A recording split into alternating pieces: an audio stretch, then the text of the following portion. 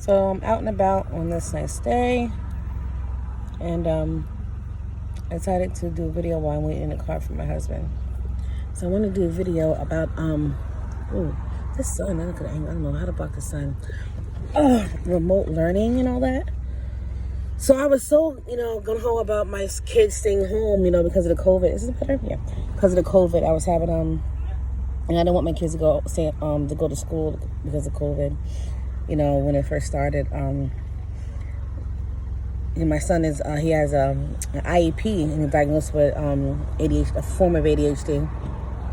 And as he's gotten older, it's gotten so much better. But I'm realizing at home that it's very challenging for him, and it's challenging for us as parents and his sisters, because we're helping him the most we can. And he's missing work, and I realize he's getting very frustrated, the anger and the crying. He's frustrated because it's like he feels like it's so much work. We're trying to catch up, and it's just really, really a lot on him. And I had a teacher conference over the phone, and we discussed, I discussed worrying about my son's his mental state, and with being at home. What is that? With being at home and doing school, and I used to do I do hair from home, and now I'm actually in a spot now. So I'm not home with him anymore, and my husband went back to work at the surgery. So he's what is going on? Sorry. He is back at work too. So it's like now it's just him home without us being next to him. And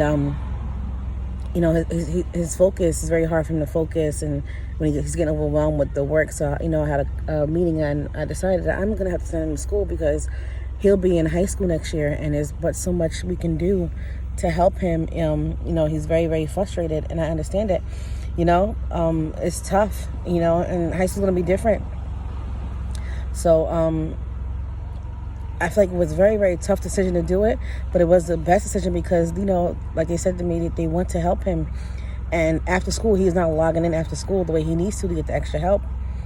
So, with the IEP and with ADHD, he had worse when he was younger. Like, as he gets older, it's getting better. I'm trying to teach him how to realize when he needs to calm down and all that. So that's working.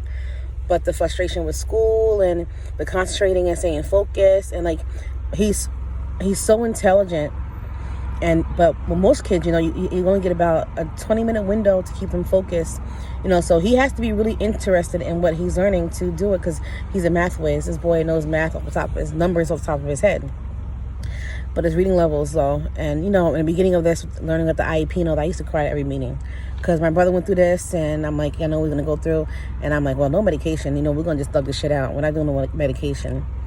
So every meeting we have, the teachers will be like, well, you're not going to do medication. So you're right, we're not. So we're going to just thug it out.